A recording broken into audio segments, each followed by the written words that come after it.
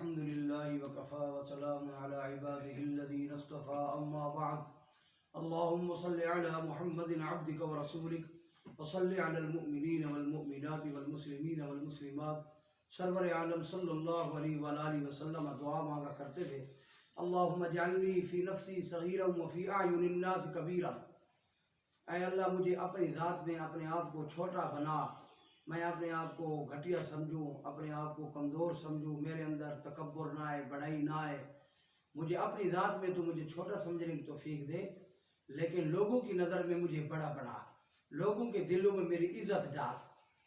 تو عزت تو وہی ہوتی ہے جو لوگوں کے دلوں میں ہو۔ اس حدیث سے یہ معلوم ہو رہا ہے کہ عالم کو اپنی کیفیت میں کس طرح ہونا چاہیے۔ عالم اپنے آپ کو بیکار سمجھے، کیونکہ جس پر اللہ کی معرفت کا نور اترتا ہے وہ اپنے آپ کو بیکار سمجھتا ہے۔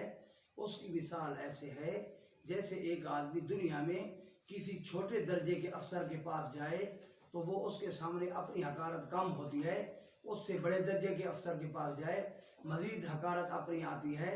جتنا اونچے سکیل کے افسر کے پاس جاتا ہے اتنا وہ آدمی اپنے آپ کو بیکار سمجھتا ہے، حتیٰ کہ اگر وہ کسی بادشاہ کے پاس جا کر بیٹھ جائے تو پھر بادشاہ کے پاس تو بالکل اپنے آپ کو بیکار سمجھتا ہے کہ کوئی بات اگر ایسی نازیبہ ہو گئی جو بادشاہ سلامت کو اچھی نہ لگی تو وہ تو مجھے اڑوا دے گا، تو وہاں بالکل اپنے آپ کو بیکار سمجھتا ہے۔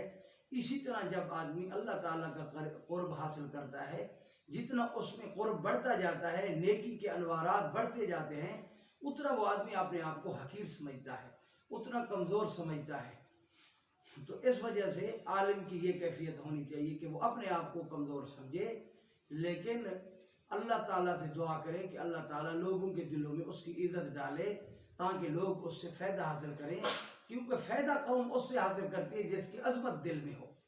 یہی تو بے دینوں نے محنت کی کہ علماء، اہل علم، متقی لوگوں کا ادب اور احترام اور ان کی عزت لوگوں کے دلوں سے نکال دی گئی۔ علماء سے تعلق مسلمانوں کا جب نکل گیا، مسلمانوں کے دلوں میں علماء کی محبت اور عظمت ختم ہو گئی، تو آج بڑے سے بڑا عالم بھی آ جائے تو لوگ اس کے قریب نہیں لگتے، اور اگر کوئی دنیا دار چاہے جتنا بھی کمینہ آدمی ہو، جتنا بھی وہ غیر شریف آدمی ہو، اور جتنا بھی وہ لوگوں کو تکلیف دینے والا ہو، ذاتی اعمال میں بڑا برا ہو، لیکن لوگ اس کو ملک صاحب، چودھری صاحب کہہ کر بھاگتے ہیں۔ لیکن عالم اور اہل علم، اہل تقوی، معرفت، اہل معرفت کی عزت لوگوں کے دلوں سے نکل گئی ہے۔ سب سے بڑی محنت تو یہی کی گئی ہے۔ آج قرآن کی عظمت لوگوں کے دلوں میں نہیں ہے۔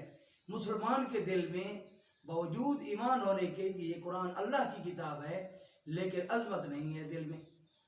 تو حدیث میں سرور عالم صلی اللہ علیہ وسلم نے اس کا نسخہ ارشاد فرمایا کہ اللہ تعالیٰ سے عظمت مانگا کرو، اور تقوی کے اندر عظمت رکھی ہوئی ہے۔ جو آدمی جتنا متقی بنتا ہے اللہ اس کو عزت دیتا ہے، جس کو اللہ عزت دینے پر آ جائے تو پھر کوئی طاقت نہیں ہے جو اس کی عزت کو روک سکے۔ وَلِلَّهِ الْعِزَّةُ وَلِرَسُولِهِ وَلِلْمُؤْمِنِينَ إِنَّ اللَّهَ يَرْفَعُ أَقْوَامًا بِهَذَا الْكِتَابِ۔ اللہ تعالیٰ اس قرآن مجید کے ذریعے قوموں کو بلند کرتا ہے۔ جو آدمی قرآن کریم کے ساتھ لگ کر اپنے آپ کو عظیم سمجھے کہ اللہ نے مجھے عزت دی ہوئی ہے، اور اپنے آپ کو کمزور سمجھے اور لوگوں کے دلوں میں خدا تعالیٰ سے عزت مانگے، تو اللہ تعالیٰ لوگوں کے دلوں میں اس کی عزت کو بٹھاتا ہے۔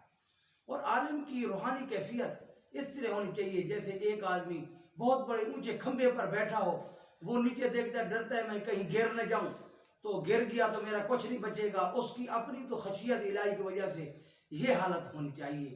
اگرچہ اس کو دیکھنے والے نیچے والے لوگ بڑی تعریفیں کہ وہ اتنی بلندی پر بیٹھا ہے، یہ بڑا مقام ہے، لوگوں کے دلوں میں تو چاہے اتنا بلند مقام جتنا بھی کوئی تعریف کر لے، لیکن اس کو ایسے لگے کسی اور کی تعریف کر رہے ہیں۔